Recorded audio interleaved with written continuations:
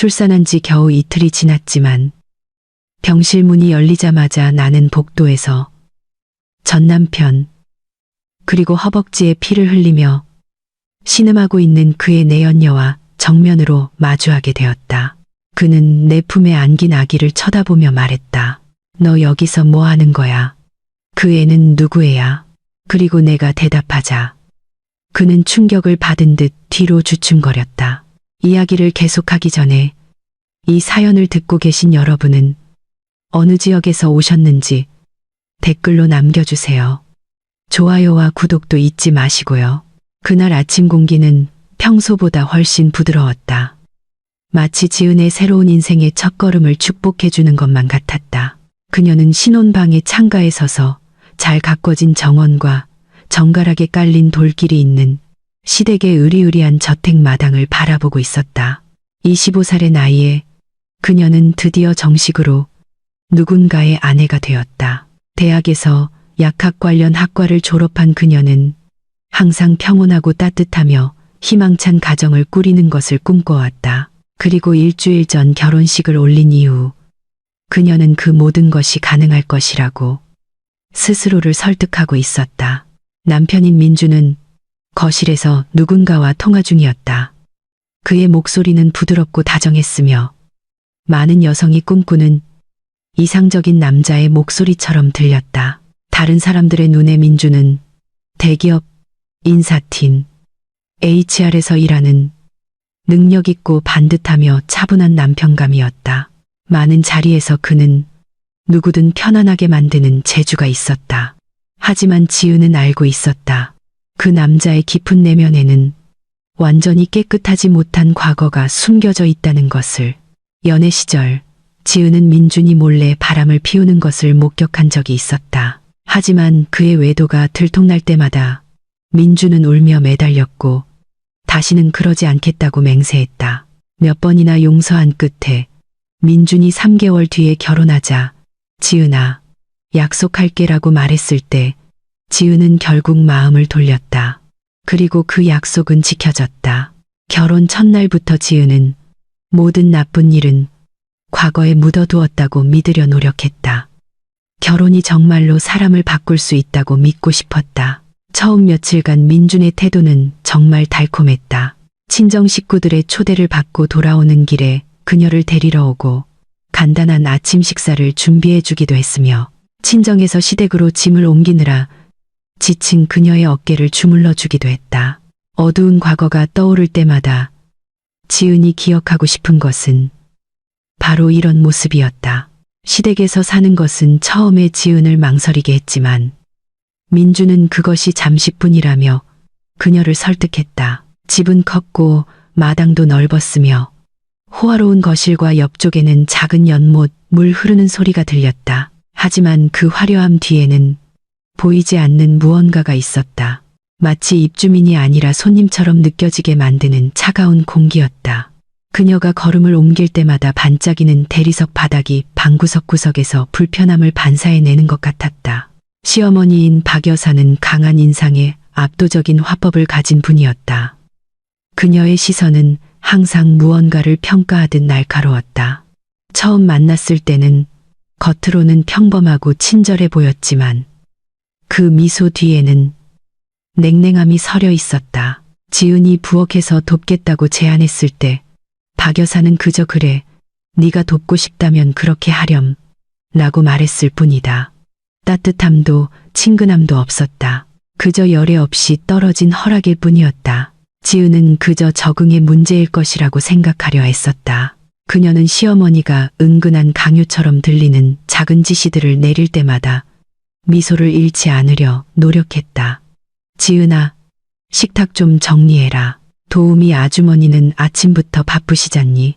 사실 이 집에서 오래 일한 가사 도우미인 남 이모님이 몇 번이나 그 일을 대신하려 했음에도 말이다. 남 이모님은 동정 어린 눈빛을 보내며 지은이 굳이 그 일을 할 필요가 없다는 듯 눈짓을 하곤 했다. 하지만 시어머니는 거절할 수 없는 부드러운 명령을 끼워 넣는 방법을 알고 있었다. 남 이모님은 지은이 이 집에서 그나마 마음을 붙일 수 있는 존재였다.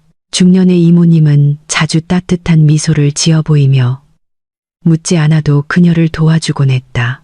세댁, 그냥 둬요. 내가 할게. 가서 쉬어요. 지은이 설거지를 하고 있을 때 이모님이 다가와 말했다. 하지만 이모님이 이를 가져가려 할 때마다 시어머니가 나타나 말했다. 이모, 그냥 지은이가 하게 둬요. 집안일에 익숙해져야죠. 그 말투는 단순한 지시가 아니라 위치를 확인시켜주는 말이었다. 지은은 이 집의 아래에 있었다. 시아버지인 김 회장은 말이 없었다. 그의 태도는 엄격했지만 거칠지는 않았다. 그는 집안일에 거의 관여하지 않았다. 거실에 있을 때면 신문을 읽거나 뉴스를 보고 가끔 민준의 회사 일에 대해 묻는 것이 전부였다. 지은에게는 예의를 갖췄지만 살갑지는 않았다. 보이지 않는 벽이 세워져 있었다. 마치 아내가 집안일을 좌지우지하도록 내버려 두기로 작정한 듯했다. 밤이 되어 집안일이 끝나면 지은은 보통 민준과 함께 방에 앉아 있었다. 그곳에서야 비로소 조금 안정을 찾을 수 있었다. 신혼부부는 로맨틱한 분위기 속에 살아야 했다. 비록 매 순간은 아니더라도 지은이 그것을 느낄 수 있는 순간들이 있었다. 민준은 그녀의 어깨를 감싸 안으며 말했다. 당신이 어머니를 많이 도와줘서 고마워. 적응하려고 노력해주는 게 기특해. 그 말은 달콤했고 지은은 자신이 사랑받고 있다고 믿으려 했다. 하지만 그 고요한 밤에도 과거의 기억이 스며들곤 했다. 연애 시절 민준의 휴대폰으로 낯선 메시지들이 오던 것을 보았던 기억. 다른 여자들이 보낸 달콤한 말들, 우연히 알게 된 비밀 만남들. 그때 그녀는 관계를 끝내려 했었다. 마음이 산산조각 났지만 민준이 반지를 들고 와 눈물을 흐라며 애원했었다. 내가 잘못했어, 지은아. 날 떠나지 마. 내가 변할게. 결혼하면 날 믿어줄 수 있겠어. 그리고 지은의 다정함이 그녀 스스로를 무너뜨렸다. 그녀는 마음을 돌렸고 그를 믿었고 이제 그 남자의 아내가 되었다. 밤이 깊어갔다. 민주는 먼저 잠들었고 지은은 침대 끝에 앉아 희미한 스탠드 불빛을 바라보았다. 마음속으로 그녀는 삶이 계속되어야 한다고, 변화는 정말로 존재할 수 있다고 되뇌었다. 그녀는 자신의 손등을 천천히 토닥이며 아직 완전히 가라앉지 않은 마음을 달랬다. 이건 좋은 시작이야. 그녀는 마음속으로 속삭였다. 나는 믿어야 해. 그녀는 이불을 끌어당겨 천천히 몸을 눕히고 시댁의 큰 방에서 눈을 감았다. 차가운 공기와 과거의 그림자 사이에서 지은은 희망을 붙잡고 잠을 청했다. 더 나은 삶으로 나아가고 있다는 희망. 아직 형태가 보이지 않는 새로운 벼랑 끝이 아니기를 바라는 희망. 어둠 속에서 오직 그녀의 마음만이 그 믿음을 붙잡고 버티려 애썼다. 그리고 그 믿음은 지은이 시댁에서의 일상을 하루하루 견뎌내면서 서서히 시험대에 올랐다. 다음 날 아침, 그녀는 누구보다 일찍 눈을 떴다. 해가 아직 완전히 뜨지도 않았지만 아래층에서는 부스럭거리는 소리가 희미하게 들려왔다. 그녀는 남이모님을 도와 아침 식사를 준비할 생각으로 천천히 계단을 내려갔다. 하지만 부엌에 도착했을 때 허리춤에 손을 얹고 서 있는 것은 시어머니였다. 박 여사의 얼굴에는 조금의 온기도 없었다. 왜 이렇게 늦게 일어났니, 지은아? 박 여사의 목소리는 부드러운 비난처럼 들렸지만 시계는 이제 막 새벽 5시를 넘기고 있었다. 지은은 당황했다. 죄송해요. 어머님, 아직 이르다고 생각해서. 나는 매일 5시에 일어난다. 너도 그 리듬에 맞춰야지. 이 집에 살려면 이 집의 규칙을 따라야 해. 말투는 단호했다. 변명의 여지는 없었다. 지은은 고개를 숙이며 대답했다. 네, 알겠습니다. 부엌 구석에서 남이모님이 죄책감 어린 표정으로 그녀를 쳐다보았다. 이모님은 이미 대부분의 일을 끝마친 상태였지만 마치 지은의 존재가 시어머니로 하여금 며느리에게 더 많은 짐을 지우고 싶게 만드는 듯했다. 이모님이 손질된 재료를 건네며 도우려 했다. 하지만 박 여사가 즉시 제지했다. 이모, 도와주지 마요. 걔가 배우게 둬요. 배우게. 그 말은 지워지지 않는 얼룩처럼 지은의 머릿속에 들러붙었다. 그녀는 일을 못하는 철없는 아가씨가 아니었다. 친정에서도 집안일을 돕는 것에 익숙했다. 하지만 자신을 아랫사람 부리듯 하는 그 명령조가 그녀를 낮은 위치로 몰아넣는 기분이었다. 며느리가 아니라 부하 직원 같았다. 그 후로도 매일 비슷한 패턴이 반복되었다. 매일 아침 지은은 마당을 쓸고 식탁을 차리고 설거지를 해야 했다. 남 이모님은 억지로 뒤로 물러나 멀리서 지켜봐야만 했다.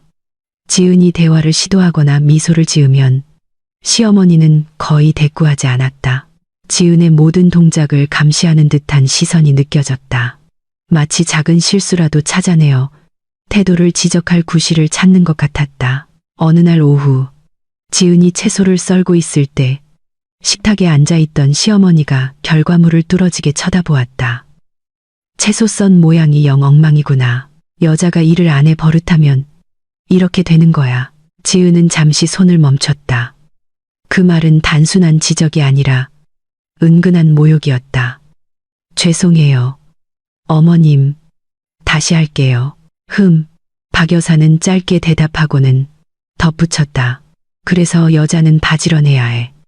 집에서 놀면서 집안일도 제대로 못하면 참 안타까운 일이지. 지은은 그 말의 의도를 알았다. 그녀가 현재 직장을 다니지 않고 있다는 점을 이용해 기회만 되면 깎아내리려는 것이었다. 사실 상황이 안정될 때까지는 다시 구직 활동을 할 수 없었다. 그리고 민준이 직접 그녀에게 준비가 될 때까지 집에서 좀 쉬라고 말했었다. 하지만 이상하게도 민준은 요즘 들어 점점 보기 힘들었다. 결혼 초반 몇 주 동안은 오후에 일찍 들어와 작은 간식을 사오거나 지은과 대화를 나누곤 했다. 하지만 시간이 갈수록 그런 모습은 사라졌다. 민준은 밤늦게, 심지어 새벽에 들어오기도 했다. 지은이 물을 때마다 대답은 간단했다. 야근이 있어서 그래, 여보. 인사팀 일이 원래 그렇잖아. 하지만 그의 눈빛은 예전처럼 부드럽지 않았다. 무언가 걸리는 게 있지만 꽁꽁 숨기고 있는 듯했다. 어느 날 밤, 지은은 밤 11시가 넘도록 거실에서 기다렸다. 박 여사가 지나가다 그녀를 힐끔 쳐다보았다. 왜 아직 안 자니? 민준 씨 기다려요. 어머님, 곧 온다고 해서요. 시어머니는 작게 코웃음을 쳤다. 남자는 일하는 사람이야. 지은아, 너무 옥죄지 마라. 너만 피곤해져. 게다가 너는 일도 안 하잖니. 내가 알아서 시간을 맞춰야지. 남편 귀찮게 하지 말고. 그 말은 지은의 표정보다 더 깊숙이 그녀를 찔렀다. 그녀는 씁쓸하게 웃으며 열리지 않는 문을 다시 바라보았다. 마침내 민준이 도착했을 때 그는 지은에게 가볍게 고개만 끄덕일 뿐 포옹도 따뜻한 인사도 없었다. 나 너무 피곤해. 내일부턴 기다리지 마. 지은은 가슴이 답답했지만 조용히 고개를 끄덕였다. 그런 생활 패턴 속에서 으리으리한 집은 그녀를 점점 작아지게 만드는 거대한 새장처럼 느껴졌다. 집 안에서의 모든 발걸음이 조심스러웠다. 시어머니의 말 한마디 한마디는 지은이 쓸모없다고 여기는 것을 상기시키는 것 같았다. 그리고 민준이 집에 없는 시간이 많아지면서 그녀는 이 모든 것을 홀로 감당해야 했다. 세댁 괜찮아요. 어느 오후 부엌에 홀로 앉아 소리 없이 식탁을 닦고 있는 지은을 보고 남이모님이 물었다. 지은은 희미하게 웃었다. 괜찮아요. 이모님, 그냥 좀 피곤해서요. 이모님은 부드럽게 그녀의 어깨를 토닥였다. 참아요. 사모님이 원래 좀 그래요. 세댁 때문이 아니라 원래 성격이 그래요. 그 위로가 지은의 마음을 조금 진정시켰지만 완전히 달래주지는 못했다. 시어머니의 요구가 갈수록 도를 넘고 있다는 것을 분명히 느꼈기 때문이다. 작은 실수 하나하나에 토를 달고 모든 행동을 통제하려 했다. 심지어 남 이모님이 도와주려 하면 시어머니는 마치 범죄 현장을 적발한 감독관처럼 화를 내며 나타났다. 지은은 속으로 자주 물었다. 모든 며느리가 이런 일을 겪는 걸까? 아니면 나만 이런 걸까? 밤이 되고 식구들이 각자의 방으로 들어갔을 때 지우는 침대 끝에 멍하니 앉아 있었다. 하루 종일 집안일로 거칠어진 손을 바라보았다. 거울에 비친 그녀는 행복한 신부라기보다 시댁의 체면을 지키기 위해 많은 것을 참아내고 있는 낯선 여자처럼 보였다. 강해져야 해. 그녀는 나직이 중얼거렸다. 참아내야 해. 그 말은 단순한 다짐이 아니라 마음이 무너지지 않게 하기 위한 마지막 방패였다. 그녀는 알고 있었다. 만약 반항한다면 불손하다고 여겨질 것이고 민준에게 불평한다면 감사할 줄 모른다고 여겨질 것이다. 그래서 그녀는 침묵을 택했고 몸과 마음이 지쳐가더라도 그 부당한 대우를 천천히 삼켰다. 하지만 깊은 내면에서 지은은 무시할 수 없는 무언가를 느끼기 시작했다. 상처와 닮은 낯선 감정이었다. 천천히 부풀어 오르며 터질 시간을 기다리는 상처. 마치 사소해 보이지만 계속 누르면 위험해지는 유리의 미세한 금처럼. 그리고 그녀도 모르게 그 금은 이미 생겨나고 있었다. 어젯밤 가슴에 맺혔던 불안감은 지은이 현관문이 조용히 마치 소리를 내지 않으려는 듯 조심스럽게 열리는 소리를 들었을 때 다시금 숨을 조여왔다. 그녀가 막 식탁 정리를 마쳤을 때 민준의 무거운 발걸음이 거실로 들어왔다. 평소의 중성적인 채취와는 확연히 다른 낯선 향수 냄새가 희미하게 섞여 있었다. 달콤하고 자극적인 소박한 민준의 성격과는 전혀 어울리지 않는 향기였다. 아직 앉았어? 민준이 무미건조하게 물었다. 마치 형식적인 인사 같았다. 아직요. 당신 기다렸어.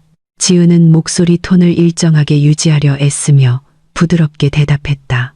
민준은 그녀를 쳐다보지도 않고 고개만 끄덕였다.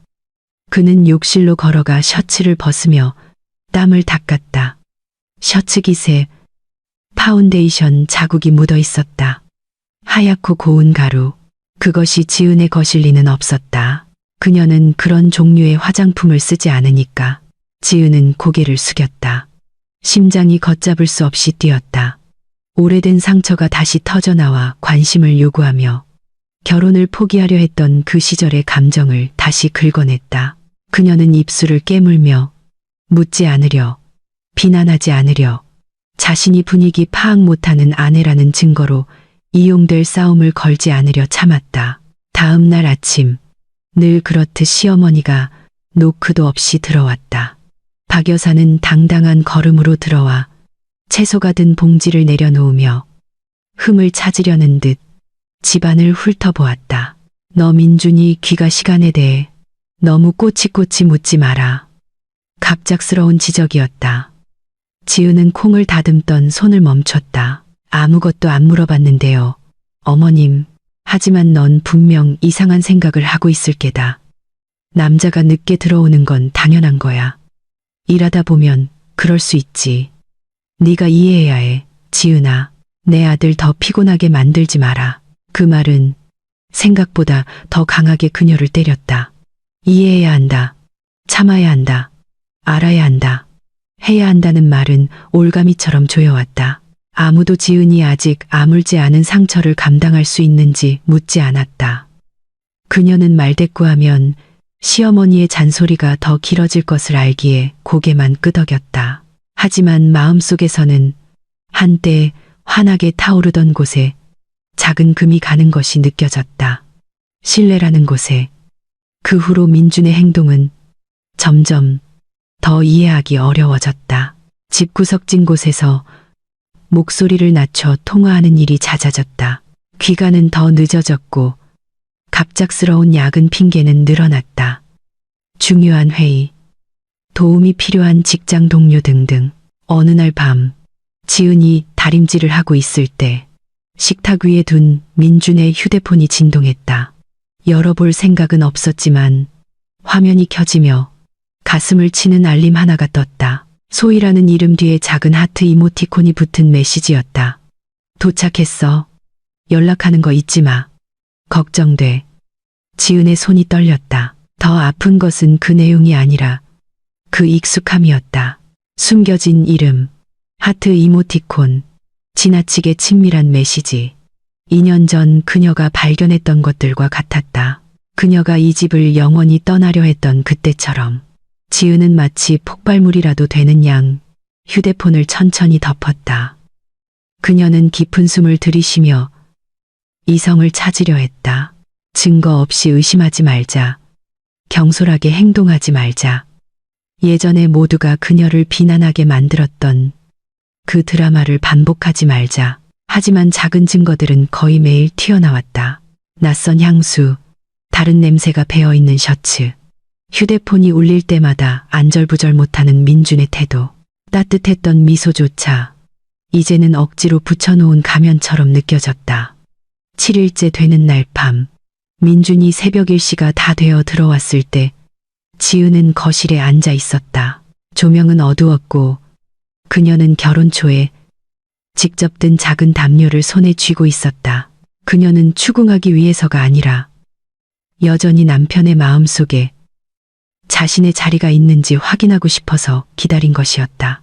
하지만 문이 열리고 민준이 피곤함과 불안함이 섞인 얼굴로 그녀를 쳐다보지도 않고 들어왔을 때 지은은 깨달았다. 때때로 오래된 상처는 결코 완전히 치유되지 않는다. 우리가 안전하다고 느낄 때 다시 벌어지기를 기다릴 뿐이다. 여보, 우리 얘기 좀 해요. 목소리가 떨렸다. 원래 의도보다 더 가지프게 나왔다. 내일 해. 지은아, 나 피곤해. 중요해요. 민주는 잠시 눈을 감았다가 작게 코웃음 쳤다. 또 의심 시작하려는 거야.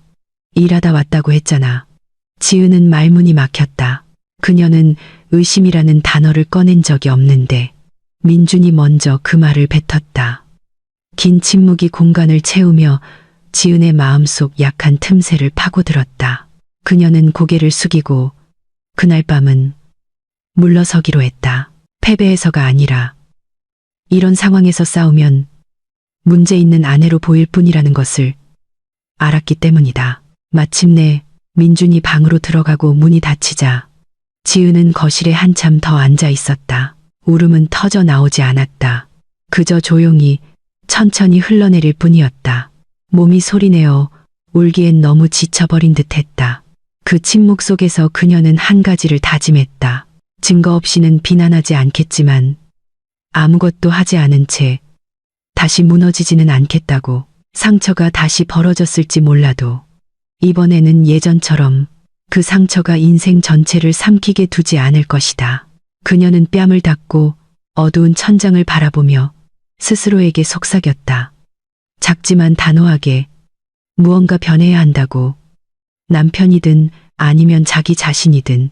다음 날 아침 시어머니가 지나치게 환한 미소를 띠고 찾아왔을 때 변화에 대한 그 작은 속삭임은 다시 지은의 머릿속을 맴돌았다. 그 미소는 보통 박 여사가 결코 유쾌하지 않은 깜짝 선물을 준비했을 때만 나오는 표정이었다.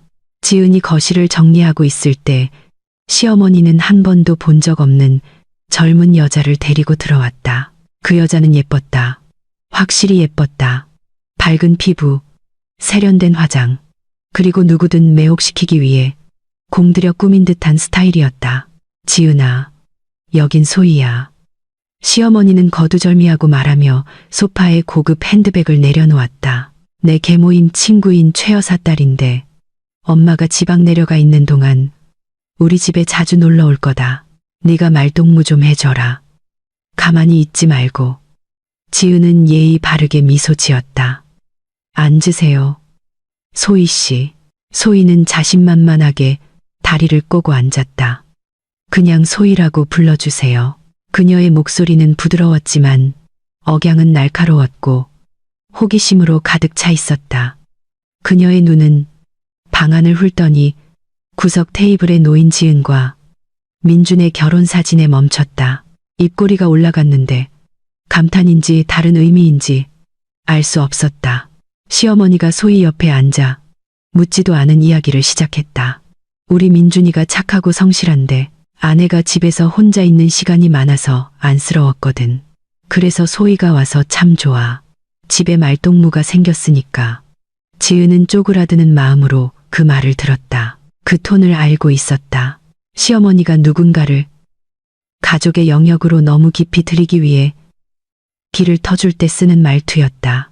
예전에 시어머니가 민준과 더 잘 어울린다며 다른 여자들을 칭찬했을 때 느꼈던 감정이었다.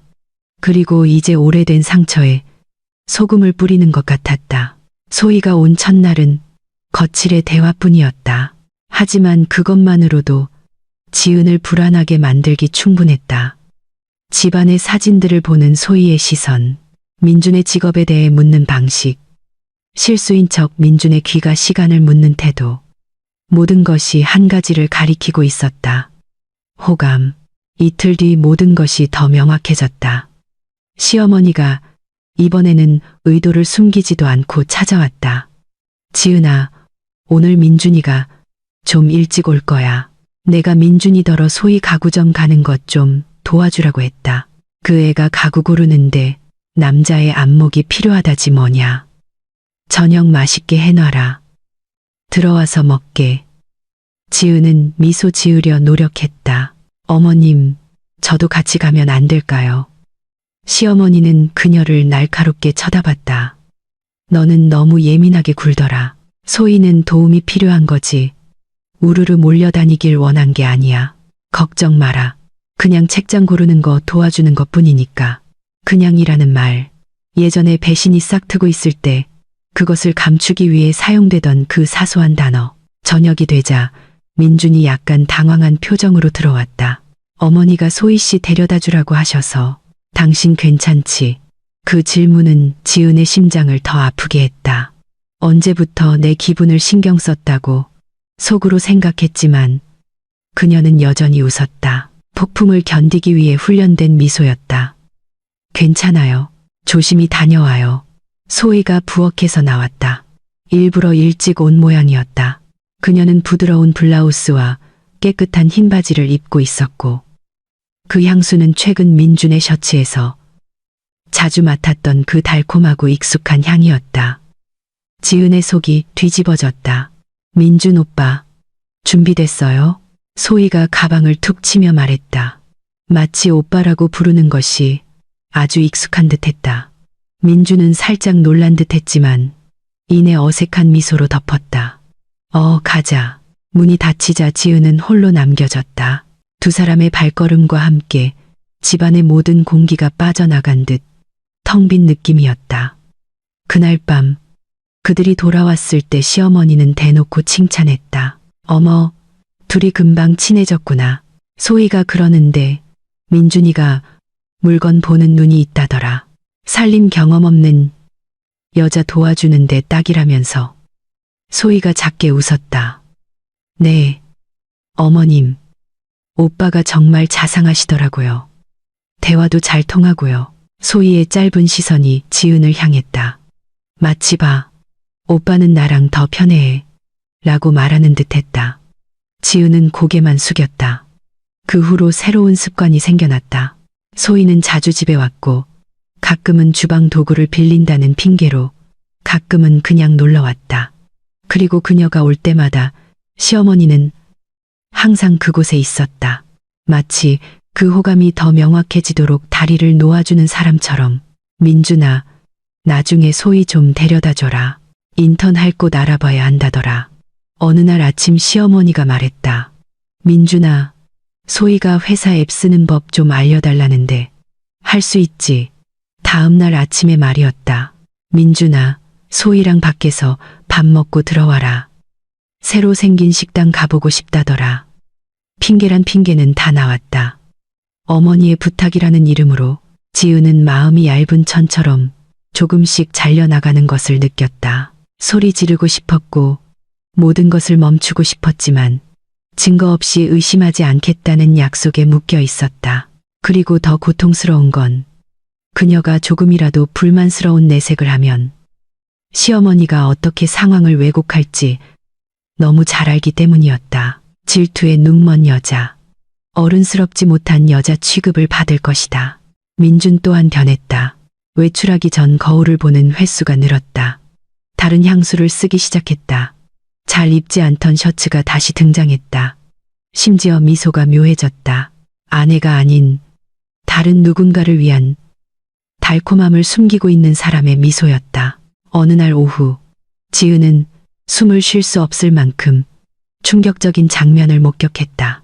소희가 거실에 앉아 준비 중인 민준을 기다리고 있었다. 그녀는 지은과 민준의 결혼 사진을 보며 비릿한 미소를 짓고 있었다.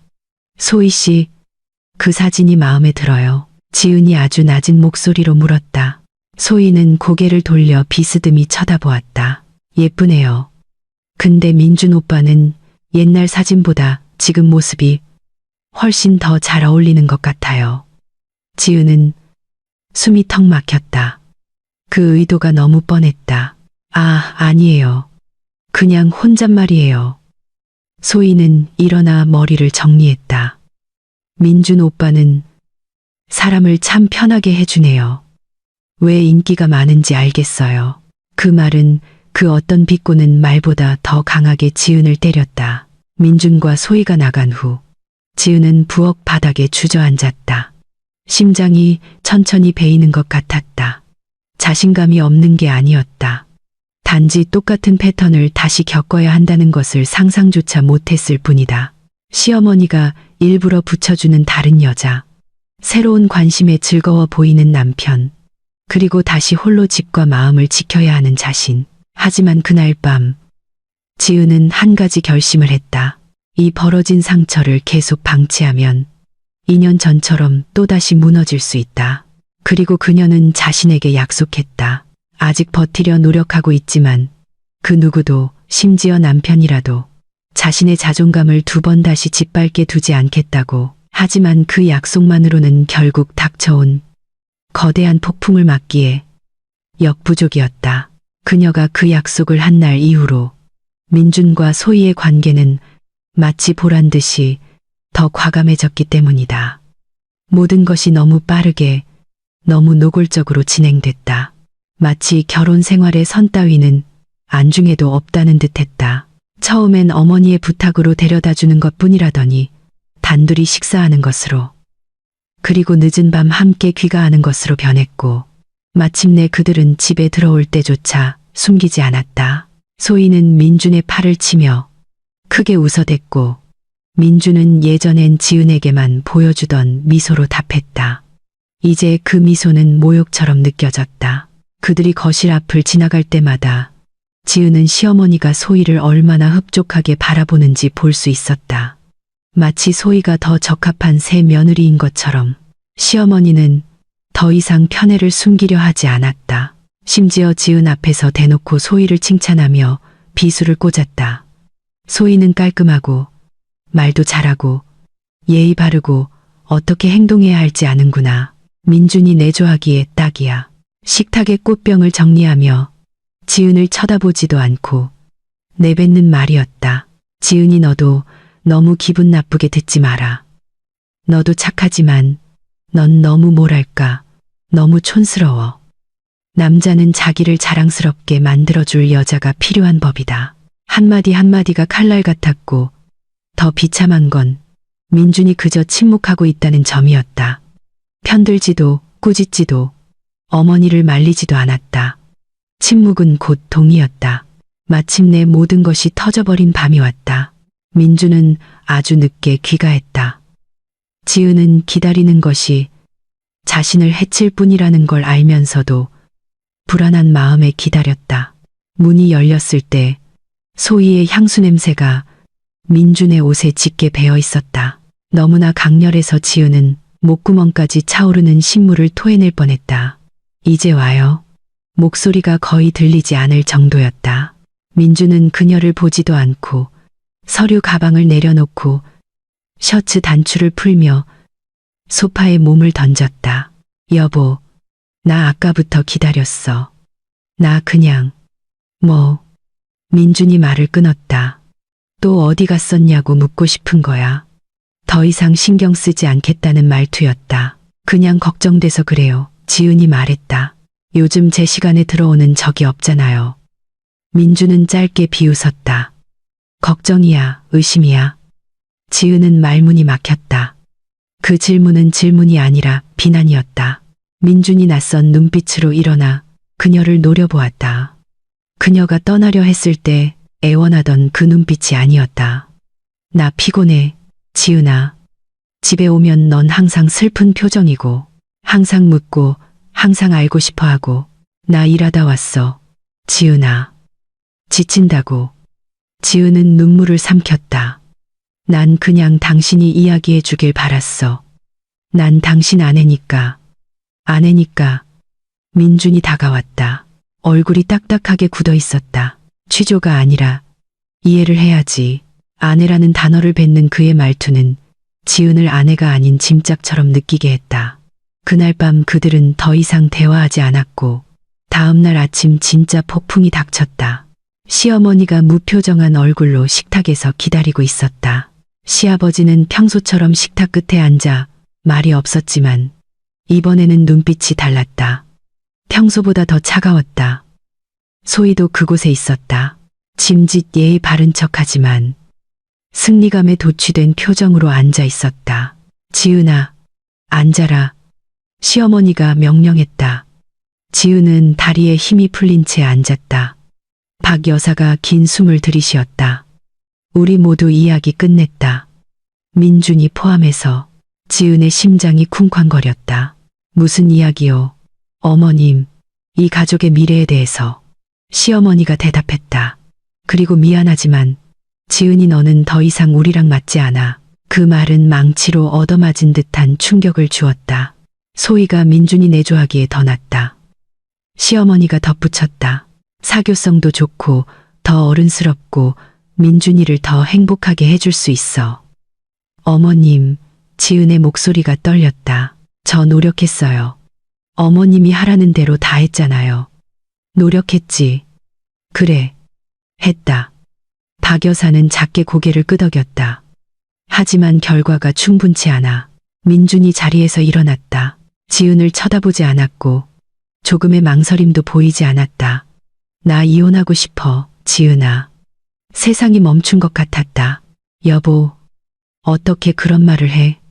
지은의 목소리가 갈라졌다. 우린 안 되잖아. 민준이 말을 잘랐다. 나 행복하지 않아. 우린 이미 안 맞아. 그리고 나 새롭게 시작하고 싶어. 소희는 죄책감을 느끼는 척 고개를 숙였지만 입꼬리는 살짝 올라가 있었다. 지은은 온몸이 떨려왔다. 여보, 제발 이러지 마. 우리 좋게 이야기할 수 있잖아. 나 당신 사랑해. 하지만 지은이 문장을 끝내기도 전에 시어머니가 일어나 결정적인 어조로 말했다. 오늘 나가라. 시끄럽게 굴지 말고 동네 사람들 보는 앞에서 울고불고 하지 마. 필요한 짐만 챙겨. 어머님, 저는 민준 씨 아내로서 여기 사는 거예요. 그리고 오늘부터 넌 더 이상 걔 아내가 아니야. 그 말은 그녀의 면전에서 거대한 문을 쾅 닫아버리는 것 같았다. 시아버지가 마침내 짧고 날카롭게 말했다. 소란 피우지 마라. 지은은 식탁에 앉은 사람들을 하나하나 쳐다보았다. 한때 가족이 되기를 바랐던 사람들. 이제 그녀의 자존감을 바닥까지 짓밟아버린 사람들. 그녀는 민준을 가장 오래 바라보며 조금이라도 망설임을 찾으려 했지만 보이는 것은 오직 해방감뿐이었다. 자신에게서 벗어났다는 해방감. 지은은 힘없이 방으로 걸어가 옷의 절반도 들어가지 않을 작은 가방을 챙겼다. 겉옷을 집어드는 손이 떨렸다. 그녀는 크게 소리내어 울지 않으려 숨을 참았다. 그들에게 자신이 무너지는 모습을 보여주며 만족감을 주고 싶지 않았다. 그녀가 작은 가방을 들고 다시 내려오자 시어머니는 문을 가리킬 뿐이었다. 포옹도 사과도 없었다. 소희는 민준 옆에 서 있었다. 그리고 왠지 그 광경은 이혼이라는 말 자체보다 더 고통스러웠다. 지은은 밖으로 걸어 나갔다. 아침 공기가 피부를 찔렀다. 등 뒤에서 문이 닫히는 소리가 너무나 크게 들려왔다. 마치 그녀가 정말로 더 이상 환영받지 못한다는 신호처럼. 그녀는 목적지 없이 걸었다. 뺨 위로 눈물이 쉴 새 없이 흘러내렸다. 손에 들린 작은 가방은 힘없이 흔들렸고 세상은 남김없이 무너져 내린 것 같았다. 저 집안의 누구도, 심지어 민준조차 모르는 사실이 있었다. 그녀의 몸속에 작은 생명이 자라고 있다는 것을, 아직 알리지 못한 생명, 그 생명 때문에 발걸음은 더욱 무거웠다. 지은은 아직 평평한 배에 손을 얹고 마음속으로 속삭였다. 미안해, 아가야. 하지만 우리 버텨야 해. 그녀는 상처와 비밀, 그리고 모든 것을 바꿀 여정의 시작을 안고 길가를 홀로 걸었다. 그 무거운 발걸음은 결국 그녀를 새로운 현실로 이끌었다. 몸도 마음도 부서질 듯 약하지만 지은이 다시 일어서야만 하는 현실로. 쫓겨난 날 이후 그녀는 한 가지를 깨달았다. 자신과 자신이 지켜야 할 작은 생명을 구해줄 사람은 오직 자신뿐이라는 것을. 상처는 여전히 쓰라렸지만 무너진 삶의 잔해 속에서 몸 안의 작은 목소리가 그녀를 계속 걷게 했다. 그녀는 허름한 고시원의 작은 방을 구했다. 방은 얇은 매트리스 하나와 작은 책상, 니스 칠이 벗겨진 낡은 옷장 하나가 겨우 들어갈 크기였다. 하지만 지은에게 그곳은 차가운 시댁의 대저택보다 훨씬 평온했다. 처음 며칠 밤은 소리 없이 울며 보냈다. 아직 티도 나지 않는 배를 감싸 안고 인생이 끝나지 않았다고 스스로를 다독였다. 감정이 조금 진정된 며칠 후 지은은 고시원 바닥에 앉아 입사 지원 서류들을 무릎에 올려놓고 있었다. 그녀는 종이 한 장 한 장을 오랫동안 응시하며 자신에게 아직 미래가 있음을 확인하려 했다. 시댁의 압박 속에 숨겨두었던 약학 관련 졸업장이 드디어 현실적인 무언가를 위해 다시 준비되었다. 그녀를 독립시켜줄 직업, 할 수 있어, 해야만 해. 그녀는 나직이 중얼거렸다. 여러 선택지 중 그녀의 눈길을 끈 곳은 시내의 유명한 병원, 한국종합병원이었다. 그 이름값이 주는 위압감에 기준 미달일까 봐 두려웠다. 하지만 선택의 여지가 별로 없음을 알았다. 그녀는 조심스럽게 지원서를 작성했다. 자신의 정보를 입력하고 그동안 숨겨왔던 학력과 경력을 적어 넣었다. 다음 날 아침, 지은은 단호한 발걸음으로 나섰다. 깔끔한 정장 차림이었다. 잠을 못 자 얼굴은 창백했지만 눈에는 새로운 빛이 돌았다. 자신의 삶을 쟁취하려는 사람의 빛이었다. 병원에 도착한 그녀는 아침 햇살을 반사하는 거대한 유리 건물에 압도되었다. 다른 세상으로 들어가는 기분이었다. 그곳이 그녀가 다시 시작할 장소가 될지도 몰랐다. 면접 때 약재 팀장은 그녀를 꼼꼼히 살펴보았다. 이름이 지은 씨군요. 25세. 예전에 관련 업무를 한 적이 있나요? 지은은 고개를 가로저었다. 정식으로는 아닙니다. 하지만 대학 시절 실습과 연구실 재고, 관리 업무를 꾸준히 했습니다. 팀장은 고개를 끄덕였다. 그녀는 지은이 대답하는 태도를 주의 깊게 보았다. 긴장한 것 같네요. 뭔가 하고 싶은 말이 있어 보이는데 잠시 망설이던 지은은 솔직해지기로 결심했다. 저 임신 초기입니다. 그녀는 고개를 숙였다. 거절의 말, 나중에 검토해보겠다는 말, 혹은 임신부는 채용하지 않는다는 말을 기다렸다. 하지만 들려온 것은 팀장의 부드러운 목소리였다. 임신이 열심히 일하려는 사람을 거절할 이유는 아니죠. 지은은 눈물이 그렁그렁한 눈으로 그녀를 쳐다보았다. 우린 꼼꼼한 사람이 필요해요. 말하는 걸 보니 믿음직스러워 보이네요. 합격입니다. 지은 씨. 지은은 몸에 힘이 쭉 빠지는 것 같았다. 막을 새도 없이 눈물이 떨어졌다. 입을 손으로 막았다. 인생이 가장 어둡다고 느낀 순간 신이 이렇게 큰 문을 열어주셨다는 게 믿기지 않았다. 그녀는 감사하다는 말을 반복하며 허리 숙여 인사했다. 첫 출근 날은 전환점이 되었다. 그녀는 예전 집에서처럼 하인이 아니라 동료로서 대우받았다. 동료들은 친절했다. 몇몇은 약품을 정리하고 처방을 기록하며 재고를 관리하는 그녀의 꼼꼼함을 칭찬했다. 지은 씨 정말 꼼꼼하다. 어느 오후 당직 간호사가 말했다. 맞아. 말투는 조용한데 일은 야무져. 다른 동료가 맞장구 쳤다. 환자들도 좋아해. 사람을 편하게 해주잖아. 그런 칭찬들은 지은이 다시 웃는 법을 배우게 했다.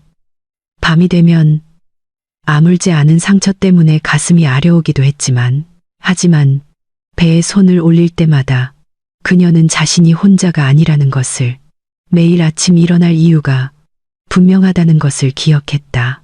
몇 주가 지나고 병원의 바쁜 일상 속에서 지은은 많은 환자와 간호사들 사이에서 화제가 되는 젊은 의사를 알게 되었다. 도윤 선생님, 그는 잘생겼을 뿐만 아니라 친절하고 꼼꼼하며 환자들에게 진심인 것으로 유명했다. 훤칠한 키에 항상 안정감을 주는 편안한 얼굴을 하고 있었다.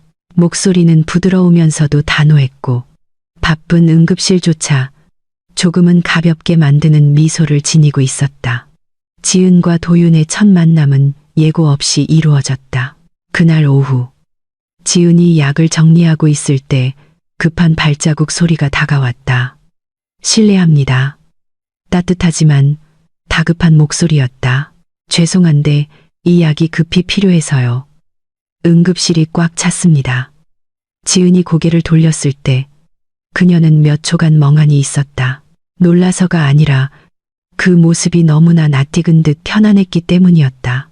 도윤은 바쁜 와중에도 말끔해 보이는 의사 가운을 입고 그녀 앞에 서 있었다. 숨이 약간 가빴지만 눈빛은 집중되어 있었다. 아, 네, 선생님. 지금 바로 준비해 드릴게요. 지은의 재빠른 손놀림을 도윤이 유심히 지켜보았다. 성함이 어떻게 되세요? 지은입니다. 새로 오셨나요? 네, 몇 주 됐어요. 도윤은 미소를 지으며 고개를 끄덕였다. 손이 빠르시네요. 고마워요. 지은 씨, 그 짧은 인사는 평범하게 들릴 수 있었지만 거만함 없이 진심이 담긴 따뜻한 말투는 지은의 마음에 깊이 남았다. 그 후로 두 사람은 점점 더 자주 마주쳤다. 때로는 가벼운 목례를, 때로는 약이나 특정 환자에 대한 짧은 대화를 나눴다. 서서히 지은은 그 의사가 단순히 친절한 게 아니라 대가 없이 사람을 진심으로 배려한다는 것을 알게 되었다. 많은 이들의 존경을 받으면서도 그는 결코 으스대지 않았다. 그리고 지은도 모르는 사이 그 작은 배려는 그녀의 새로운 삶의 일부가 되었다. 억압받던 과거보다 훨씬 따뜻한 삶. 하지만 그녀를 가장 감동시킨 것은 도윤이 그녀의 어두운 과거를 모른 채 그녀를 대하는 방식이었다. 미소 뒤에 숨겨진 큰 상처를 모른 채 그 달의 끝자락, 지은은 고시원의 작은 옥상에 서서 도시의 불빛을 바라보고 있었다. 밤바람이 조금씩 불러오는 뺨을 스쳤다.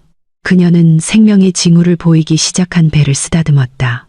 오랜만에 처음으로 떨리지 않는 목소리로 속삭였다. 난 괜찮을 거야. 그리고 그날 밤 처음으로 그녀는 그 말을 진심으로 믿을 수 있었다. 그 작은 행복은 지은이 치열한 노력과 끈기로 버텨낸 긴 날들 끝에 아주 자연스럽게 찾아왔다.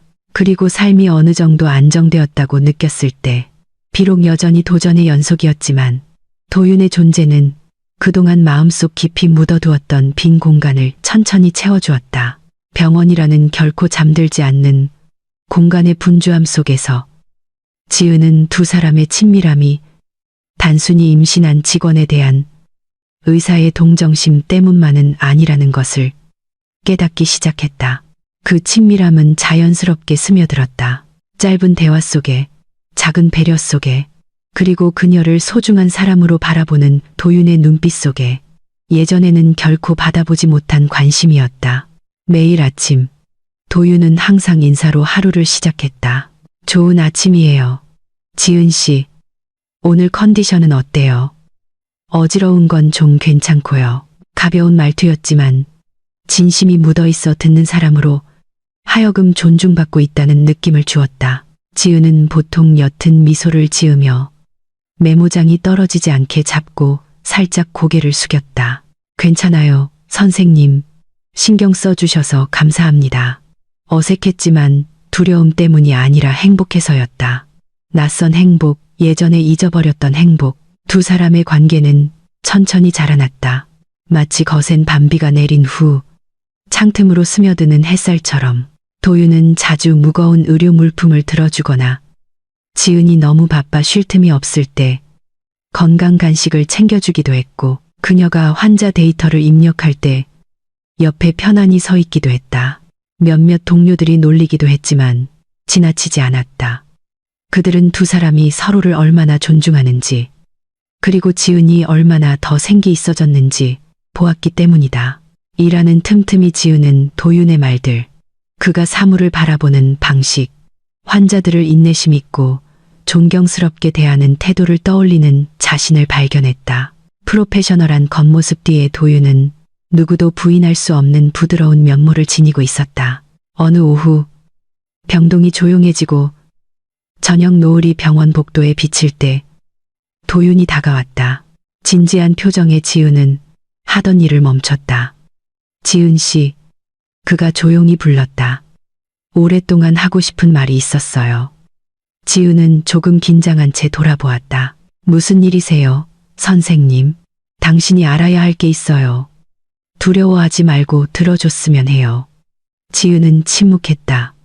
도윤은 천천히 숨을 내쉬고 말을 이었다. 당신 상황 알아요. 임신 중인 것도 알고 혼자서 고군분투하고 있다는 것도 알아요. 하지만 그 모든 것이 내 마음을 막지는 못한다는 걸 알아줬으면 해요. 지은은 얼어붙었다. 그 말이 가슴 깊이 파고들었다. 당신을 짐으로 생각하지 않아요. 도윤이 더 부드럽게 말을 이었다. 나는 당신을 강하고 독립적이고 다른 사람들은 갖지 못한 따뜻한 마음을 가진 사람으로 봐요. 지은의 눈시울이 뜨거워졌다. 누군가가 자신에게 이렇게 아름다운 존중을 담아 이야기해 줄 것이라고는 상상도 못했다. 특히 가족이라고 불렀던 그 집에서 겪은 취급을 생각하면 더더욱. 지금 당장 대답을 원하는 건 아니에요. 도윤이 말했다. 하지만 당신이 출산한 후에 당신과 함께 삶을 꾸려나가고 싶다는 걸 알아줬으면 해요. 누군가를 대체하려는 게 아니라 당신을 있는 그대로 존중하고 싶어서요. 세상이 멈춘 것 같았다. 모니터 소리도, 다른 간호사들의 발자국 소리도 들리지 않는 듯했다. 지은은 유니폼 자락을 꽉 쥐었다. 심장이 떨렸다. 왜요? 왜 저예요? 선생님, 당신은 그럴 자격이 있으니까요. 도윤이 망설임 없이 대답했다. 그리고 내가 당신 곁에 있고 싶으니까요. 그게 다예요. 두 사람 사이에 긴 침묵이 흘렀다. 감정으로 가득 찼지만 누구도 서둘러 깨지 않는 침묵이었다. 마침내 지은이 깊은 숨을 들이쉬었다. 눈물이 고였지만 미소 지으려 노력했다. 고마워요. 저를 봐주셔서. 그냥 보는 게 아니라 도윤이 받았다. 존중하는 거예요. 그 말은 지은의 마음속에 메아리 쳤다. 절대 회복될 수 없을 것 같던 상처를 어루만졌다. 그 후의 날들은 더 따뜻하게 흘러갔다. 지은은 즉시 대답하지 않았다. 여전히 거리를 두며 차분한 마음으로 생각하고 싶었다. 하지만 어둡게만 느껴지던 세상이 서서히 색을 되찾고 있다는 것을 부정할 수 없었다. 동료들도 변화를 감지했다. 지은이 더 자주 웃는 것을, 어깨가 더 이상 움츠러들지 않는 것을, 미래를 바라보는 눈빛에 작은 확신이 자라나는 것을 보았다. 도윤은 강요하지 않았고 재촉하지도 않았다. 그저 곁에 있어주고 힘이 되어주고 지은이 한 번도 느껴보지 못한 안전한 공간을 내어주었다. 어느 날 밤 퇴근길, 지은은 고시원 방의 작은 거울 앞에 섰다. 꽤 불러온 배에 손을 얹고 그녀는 울었다. 슬퍼서가 아니라 이번에는 정말로 혼자가 아니라고 느꼈기 때문이다. 인생이 무너진 이후 처음으로 지은은 진정으로 존중받고 인정받고 조건 없이 사랑받는다고 느꼈다. 눈을 감자 어둡던 미래가 따뜻하고 부드럽고 희망찬 빛으로 변해갔다. 도윤은 단순한 사랑이 아니라 돌아갈 새로운 집을 제안한 셈이었다. 지은은 조용히 미소 지었다. 생애 처음으로 어쩌면 정말 어쩌면 행복이 제때 찾아온 것일지도 모른다고 마음을 열어 믿기 시작했다. 그 미소가 지은의 얼굴에서 완전히 사라지기도 전에 출산 예정일이 다가왔다. 다시 찾은 희망의 빛은 여전히 가슴속에 따뜻하게 남아 몸은 무거워져도 발걸음은 가볍게 해주었다. 그리고 그 믿음이 자라날 무렵 시간은 이제 가족이 늘어날 때가 되었음을 알렸다. 임신 8개월 반이 지날 즈음 지은의 몸은 신호를 보내기 시작했다. 때로는 갑작스러운 통증으로, 때로는 가쁜 숨으로 그녀를 멈춰 세웠다. 그녀는 잠시 멈춰 허리를 주무르며 호흡을 골라야 했다. 그녀를 잘 아는 수간호사와 산부인과 의사들은 항상 몸조심하라고 당부했다. 지은 씨, 불규칙적인 수축이 있으면 바로 말해요. 어느 아침 수간호사가 말했다. 지은은 미소 지으며 고개를 끄덕였다. 네, 선생님, 조심할게요. 하지만 그녀는 계속 일했다. 업무를 줄이긴 했지만 병원은 그녀에게 가장 안전한 장소였다. 그녀가 폐허 속에서 일어설 수 있게 도와준 곳.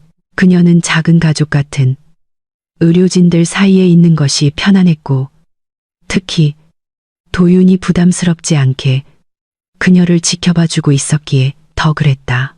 그날 해가 아직 중천에 뜨기 전 지은은 평소와 다른 통증을 느꼈다. 파도처럼 밀려오는 통증이 아랫배를 강타했고 그녀는 의자를 붙잡고 멈춰섰다. 식은 땀이 등을 적셨고 그녀는 참아내려 긴 숨을 내쉬었다. 이를 본 간호사가 급히 다가왔다. 지은 씨, 얼굴이 창백해. 진통이야? 지은은 천천히 고개를 끄덕였다. 그런 것 같아요. 몇 분 만에 도윤이 긴장된 얼굴로 나타났다. 분만실로 갑시다. 시작된 거예요? 긴장됐지만 지은은 고개를 끄덕였다. 네, 선생님. 복도에서 분만실로 가는 길은 몹시 길게 느껴졌다. 불과 몇 미터였지만 걸음마다 깊은 통증과 함께 벅찬 감정이 밀려왔다. 분만실에 들어서자 의료진은 이미 준비를 마친 상태였다. 도윤은 분만실 안으로 들어오지 않고 밖에서 인내심 있게 하지만 초조하게 기다렸다. 분만 과정은 몇 시간이나 지속되었다. 고통은 엄청났다. 온 세상이 몸을 짓누르는 것 같았다. 하지만 그 사투 속에서도 지은은 한 가지만 기억했다. 더 이상 혼자가 아니라는 것. 오랫동안 기다려온 누군가를 위해, 그녀를 강하게 해줄 새로운 생명을 위해 싸우고 있다는 것. 아기의 울음소리가 방을 채웠을 때 지은도 함께 울음을 터뜨렸다. 땀도, 피로도, 헝클어진 머리도 상관없었다. 오직 그 작은 목소리만이 중요했다. 그녀가 무너진 삶 속에서도 기적을 느낄 수 있다는 증거인 그 목소리. 건강한 공주님이에요. 축하해요. 지은 씨. 조산사가 아기를 지은의 가슴에 안겨주며 말했다. 지은은 흐느끼며 따뜻한 아기를 안았다. 안녕 아가야. 어서 와. 목소리가 갈라졌다. 아기의 울음소리는 힘찼다. 마치 엄마처럼 온 힘을 다해 세상에 나왔음을 알리는 듯했다. 출산 이틀 후 지은의 몸은 여전히 약했지만 마음은 감사로 가득 찼다. 하은이라는 이름을 지어준 아기는 침대 옆 요람에서 평온하게 자고 있었다. 딸이 안전한 것을 확인한 후 지은은 병원 복도를 천천히 걷기로 했다. 잠시라도 다른 공기를 마시고 싶었다. 걸음은 느렸고 왼손으로 아직 욱신거리는 배를 받쳤지만 그녀는 걷기를 고집했다. 평소 붐비던 병원은 그날 아침 따라 조용했다. 복도의 조명이 바닥에 부드럽게 반사되었고 멀리서 간호사들의 발자국 소리가 가끔 들려왔다. 하지만 그 고요함은 복도 끝에서 들려온 소란스러운 소리에 깨졌다.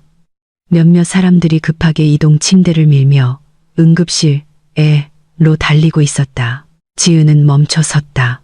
숨이 턱 막혔다. 멀리서 그녀는 절대 착각할 수 없는 모습을 보았다. 민준이었다. 그리고 이동 침대 위에는 소희가 있었다. 소희의 얼굴은 창백했고 하반신은 피투성이었다. 간호사가 배를 압박하며 급하게 지시를 내리고 있었다. 민주는 침대 옆을 달리며 공포에 질린 눈으로 패닉에 빠져 있었다. 소희야, 제발 버텨. 도와주세요. 제발 살려주세요. 민준이 소리쳤다. 목소리가 갈라졌다. 지은은 얼어붙었다. 몸이 떨려왔다. 세상이 멈춰서서 오직 그 장면만을 그녀에게 보여주는 것 같았다. 이동 침대가 지은이 서 있는 곳을 지나쳤고 우연히 민준의 시선이 그녀에게 꽂혔다. 순간 그의 표정이 변했다. 놀라움, 불신, 그리고 설명하기 힘든 무언가. 하지만 멈출 시간이 없었다.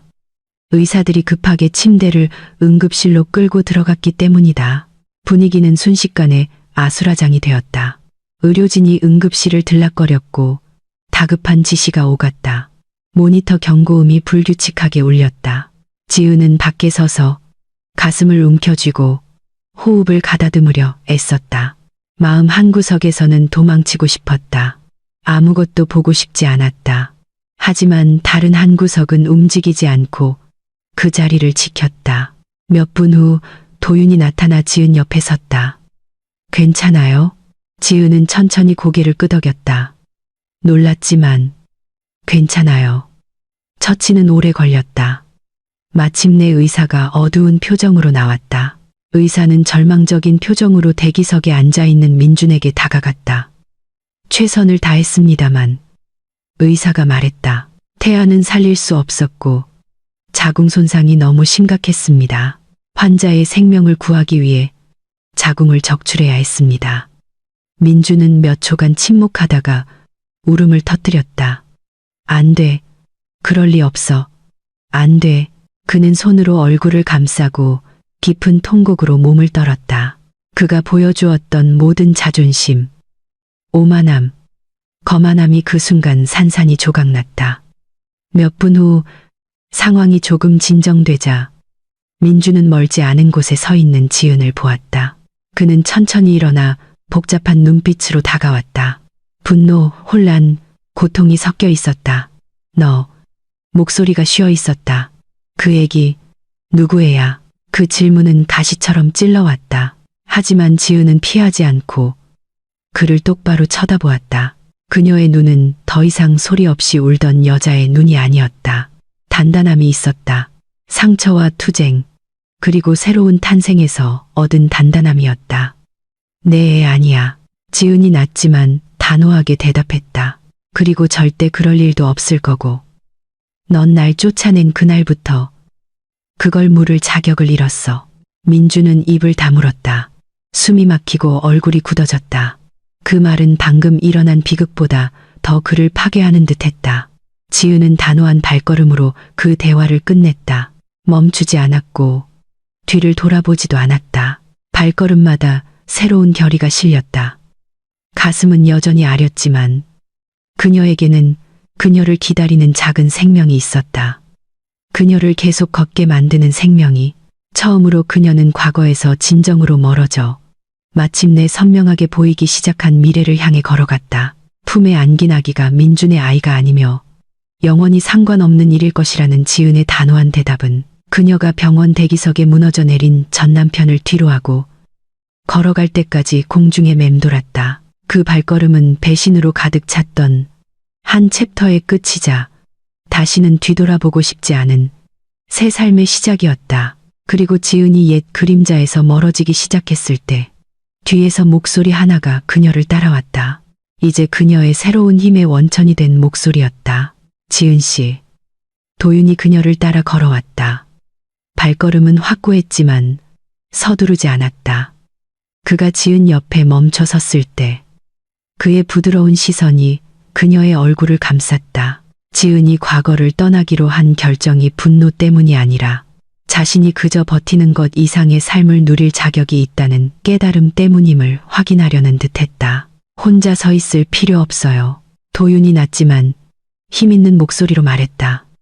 지은은 조용히 고개를 끄덕였다. 잠시 후 두 사람이 하은이를 보러 병실로 돌아가려 할 때 뒤에서 다급한 발자국 소리가 들렸다. 민준이 다시 나타났다. 얼굴은 엉망이었고 눈은 충혈되어 있었으며 머리는 헝클어져 자신이 어떻게 보이는지 신경 쓰지 않는 듯했다. 그는 지은을 보았다가 도윤을 보고 다시 지은을 보았다. 예전에 지은의 마음을 약하게 만들었던 애원하는 눈빛이었다. 하지만 이번에는 통하지 않았다. 지은아, 제발 그냥 가지마. 목소리가 떨렸다. 적어도 설명은 해줘. 지은이 대답하기도 전에 도윤이 반걸음 앞으로 나섰다. 지은을 완전히 가리지는 않으면서도 그녀가 혼자가 아니라는 것을 보여주기에 충분했다. 죄송하지만 도윤이 차분하게 말했다. 중요한 사실 하나를 잊으신 것 같군요. 민주는 당황한 듯 그를 쳐다보았다. 무슨 소리야? 도윤은 허리를 꼿꼿이 폈다. 시선은 날카로웠지만 거만하지 않았다. 그저 자신에게 매우 소중한 것을 지키려는 남자의 모습이었다. 저는 지은 씨의 약혼자입니다. 도윤이 차분하지만 단호하게 말했다. 그리고 당신을 포함해 그 누구도 다시는 지은 씨를 다치게 두지 않을 겁니다. 그 말에 복도의 공기가 멈춘 듯했다. 지나가던 간호사가 걸음을 늦췄다. 원무과 데스크 근처에 있던 의사들이 힐끔거렸다. 민주는 너무나 가혹한 현실에 얻어맞은 사람처럼 보였다. 민준의 얼굴이 하얗게 질렸다. 뭐라고? 도윤은 망설임 없이 반복했다. 지은 씨 약혼자입니다. 지은은 그저 그의 뒤에 서서 끼어들지도 부인하지도 물러서지도 않았다. 그녀가 지키고 있는 침묵은 그 보호를 받아들이고 그 미래를 받아들이며 한때 자신을 삼켰던 과거를 더 이상 돌아보지 않겠다는 가장 명확한 인정이었다. 너희 벌써 그렇게까지 된 거야. 민준의 목소리가 충격과 불신으로 떨렸다. 마침내 지은이 조용하지만 분명하게 입을 열었다. 우리가 어디까지 왔는지는 네가 상관할 바 아니야. 내 인생은 더 이상 네 권리가 아니니까. 지은아, 나는. 민준이 앞으로 다가오려 했지만 도윤이 손을 들어 막았다. 그만하시죠. 도윤이 딱 잘라 말했다. 그녀는 이미 자신의 길을 선택했습니다. 존중해 주시죠. 난생 처음으로 민주는 반박할 수 없었다. 어떤 변명도 구차하게 들릴 뿐이었다. 자신이 그토록 자랑하던 인생은 몇 달 만에 무너져 내렸다. 자신이 무시했던 아내는 이제 자신을 진정으로 존중해주는 사람과 함께 당당히 서 있었고 자신은 스스로 만든 혼란 속에 갇혀버렸다. 소희의 유산과 자궁적출 소식은 친척들, 계모임, 그리고 민준의 어머니가 그토록 자랑하던 사교계에 빠르게 퍼졌다. 오만함과 높은 지위로 쌓아 올린 평판은 순식간에 무너졌다. 친딸처럼 여기던 며느리를 내쳤던 시어머니는 창피함에 집 밖을 나오지 못했다. 계모임에도 나가지 않고 친구들의 전화도 받지 않았으며 세상이 등을 돌렸다고 느끼며 방에서 우는 날이 많아졌다. 시아버지는 집안에서 권위를 잃은 조용한 노인이 되었다. 그들이 그토록 자랑스러워했던 화려한 결혼이 가문의 몰락을 가져올 줄은 상상도 못했을 것이다. 한편 민준과 소희의 가정은 엉망이 되었다. 소희는 몸뿐만 아니라 영혼에도 상처를 입은 채 누워 지냈고 민준을 포함한 누구와도 대화하려 하지 않았다. 남편이 손을 대려 하면 얼굴을 돌려버렸고 민준은 죄책감과 두려움에 사로잡혀 어쩔 줄 몰랐다. 그의 삶은 이제 빛이 들어오지 않는 빈집 같았다. 거의 같은 시기에 지은의 삶은 평온하고 규칙적으로 흘러갔다. 그녀는 평소처럼 일하고 환자를 돌보고 약제팀을 돕고 건강하고 사랑스럽게 자라는 하은이를 돌봤다. 동료들은 지은의 성실함을 더욱 존경하게 되었고 그녀가 돕던 노인 환자들은 그녀를 딸처럼 아꼈다. 도윤은 그 모든 과정에 함께했다. 지배하는 방식이 아니라 동행하는 방식으로. 그는 지은에게 빨리 회복하라고 강요하지 않았다. 완전히 믿으라고 재촉하지도 않았다. 그저 지은이 필요로 할 때마다 곁에 있었다. 그리고 서서히 그 편안함은 신뢰로 그리고 사랑으로 변했다. 하은이가 태어나고 몇 달 후 병원의 작은 공간을 생화와 하얀 커튼으로 소박하게 장식한 곳에서 도윤은 약속을 지켰다. 화려함과는 거리가 멀지만 진심이 가득한 분위기 속에서 지은에게 프러포즈했다. 하은이를 당신과 함께 키우고 싶어요. 도윤이 말했다. 그리고 알아줬으면 해요. 당신의 과거의 상처 때문이 아니라 지금의 당신을 사랑해서라는 걸. 강인한 당신을요. 지은은 행복의 눈물을 흘리며 망설임 없이 고개를 끄덕였다. 그들의 결혼식은 몇 주 뒤에 열렸다. 도윤의 가족과 가까운 동료들만 모인 작은 식이었다. 호화로운 파티도 수백 명의 하객도 없었지만 진실한 웃음과 따뜻한 축복, 그리고 새 시어머니 품에서 곤히 잠든 어린 하은이가 있었다. 지은과 도윤이 주례 앞에서 서약을 할 때 지은의 눈시울이 붉어졌다. 자신을 파괴했던 과거가 떠올랐다. 하지만 이제 자신의 손을 꽉 잡고 있는 남자 옆에 서서 그녀는 한 가지를 깨달았다. 인생은 더 나은 것을 찾을 기회를 주지 않고 행복을 빼앗아가기만 하는 것은 아니라는 것을. 식이 끝나고 지은은 눈을 뜨기 시작한 하은이를 안았다. 우린 해냈어, 아가. 그녀는 아기의 이마에 입 맞추며 속삭였다. 엄마는 이제 자유야.